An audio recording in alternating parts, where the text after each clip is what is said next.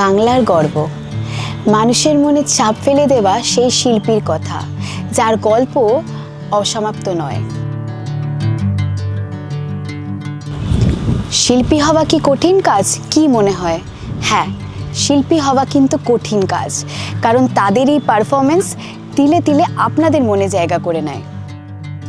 ভরা হল, চারিদিকে পোস্টার, সব শিল্পীরই স্বপ্ন। দর্শকের ভিড়, হাততালি তো আশীর্বাদ। আমি বলছি শিল্পী রাহুল অরুণোদয় ব্যানার্জির কথা। তার প্রথম পথ চলা 3 বছর বয়সে। ভাবতে পারেন, বাবার হাত ধরে থিয়েটারে প্রথম স্টেজ পারফরমেন্স। তার একটু একটু হার্ডওয়ার্ক, ফার্স্ট ব্রেক, ডিরেক্টর রাজ চক্রবর্তীর হাত ধরে চিরদিনই তুমি যে আমার, বক্স অফিস হিট, দর্শকের মনে ছাপ ফেলাই হলো শিল্পীর আসল ম্যাজিক। বলে না, সময় কখনো ভালো কখনো খারাপ। আপস অ্যান্ড ডাউনস তো শিল্পীকে প্রেরণা জাগায়, জেদ বাড়িয়ে দেয়। দেখা গেল সিরিয়ালে ডেবিউ করতে তুমি আসবে বলে সিরিয়ালের মাধ্যমে। সিরিয়াল হোক বা টেলিভিশন, সব কিছুতেই তিনি পারদর্শী, কারণ অভিনয়টাই ছিল তার পরিচয়, আর নতুন করে দর্শককে ভাবতে শেখায়। আমি সেই মুহূর্তের কথা বলবো। প্রেম মানুষকে প্রেরণা জাগায়, জেদ আরও বাড়িয়ে দেয়, আর ক্রিয়েটিভিটি আরও বাড়িয়ে দেয়। যদি রিয়েল জুটি যখন রিয়েল লাইফে পরিণত হয়, আমি বলছি প্রিয়াঙ্কা সরকার আর রাহুল ব্যানার্জির কথা, তখন আলাদাই একটা স্পার্ক জন্ম নেয়।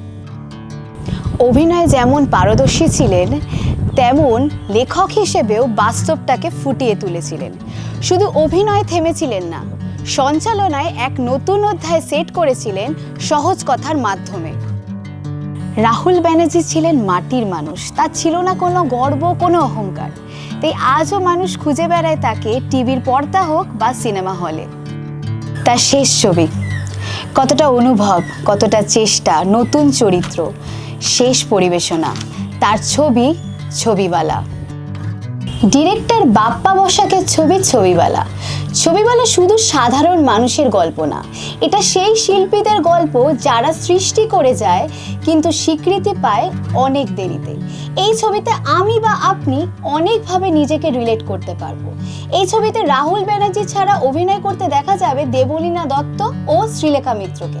মুক্তি পাচ্ছে 24শে জুলাই। ক্ষণজন্মা এই শিল্পীর কাজের মাধ্যমে চিরকাল আমাদের মনে রয়ে যাবে। তার অসাধারণ অভিনয় যখনই আমরা দেখব, তার মুখ ভরা হাসি আমাদের মনে করিয়ে দেবে আমি তোমাদের ছেড়ে যাইনি।